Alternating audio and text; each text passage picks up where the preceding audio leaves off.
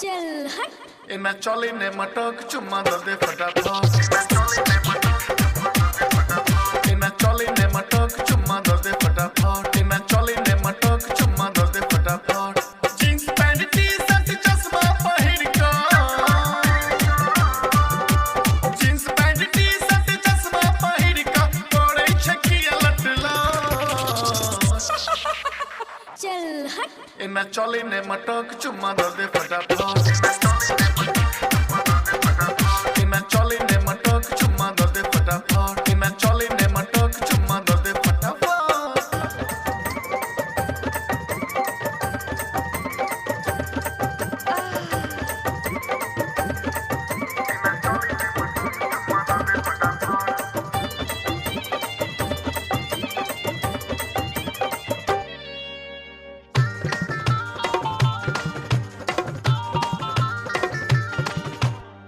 तोरे कारण छूटल हमर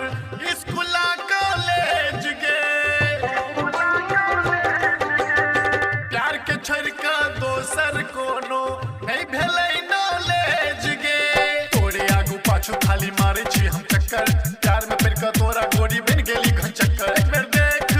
ले पलट के नहीं ता एक बेर देख ले पलट के नहीं ता हट होते हमर चल हट इना चौली ने मटक चुम्मा दो दे फटाफट इना चौली ने मटक चुम्मा दो दे फटाफट इना चौली ने मटक चुम्मा दो दे ना गे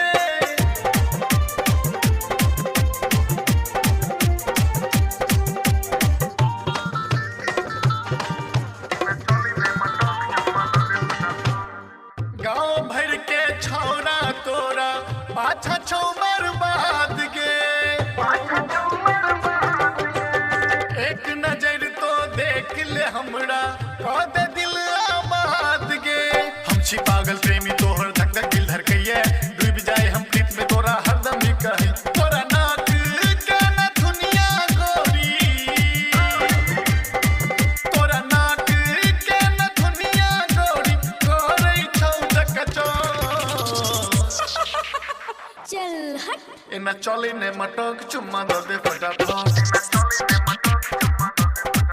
इना चौली ने मटक चुम्मा दो दे फटाफट इना चौली ने मटक चुम्मा दो दे ना गे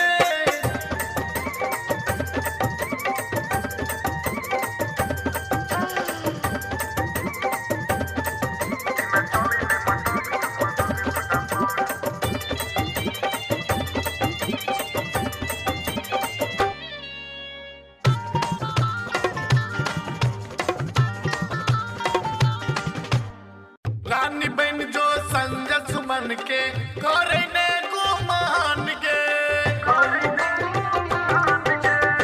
राम पुकार भवनाथ भरोसी करतौ ने परेशान गे हम दीवाना छी गे गोरी सिन का तोहर बोली घड़ी घड़ी तो मारे छे आँख से अपन गोली तोरे इश्क